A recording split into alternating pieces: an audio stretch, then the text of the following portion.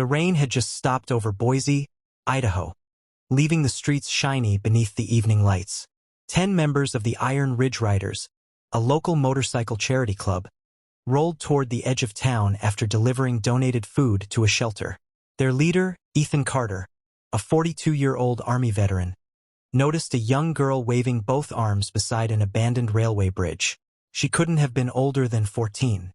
"Please, don't go that way," she shouted, her voice trembling. The riders slowed. Most drivers would have ignored her, assuming she wanted money.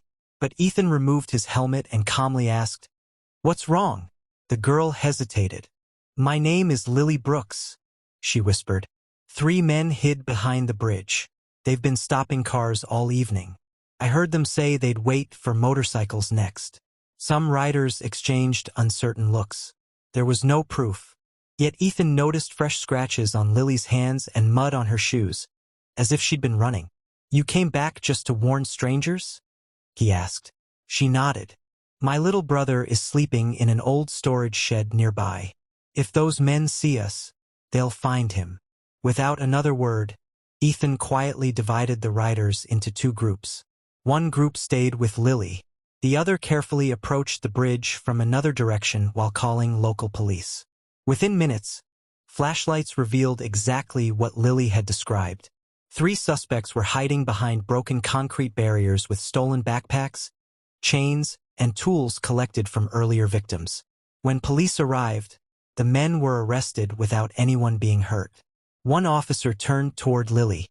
"You probably prevented several robberies tonight." Instead of smiling, Lily looked down. "I was just scared someone else would get hurt." As officers searched the area, another rider discovered a tiny storage shed hidden behind thick bushes. Inside sat Lily's 7-year-old brother, Noah, wrapped in an old blanket while reading a worn library book under a flashlight with fading batteries. The sight left every rider silent. The children had been living alone for nearly 2 weeks after their grandmother was admitted to the hospital, afraid that entering the foster system would separate them. The Iron Ridge Riders refused to walk away.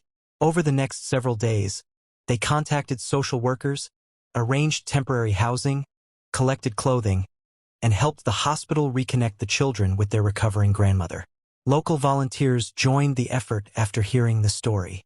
Within a month, Lily and Noah moved into a safe apartment with their grandmother while community donations covered groceries, school supplies, and furniture.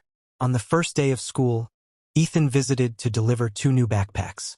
Lily smiled for the first time since that rainy evening. "You believed me," she said quietly. Ethan shook his head. "No. You believed helping strangers was worth the risk."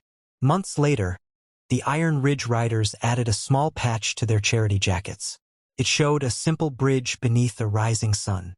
Not to remember danger, but to remember the brave young girl who chose courage over fear, proving that even someone with almost nothing can completely change another person's future.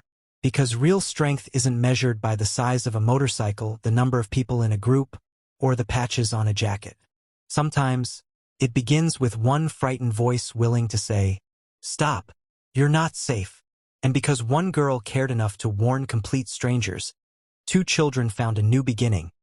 A community found a reason to unite, and hope returned where fear once lived.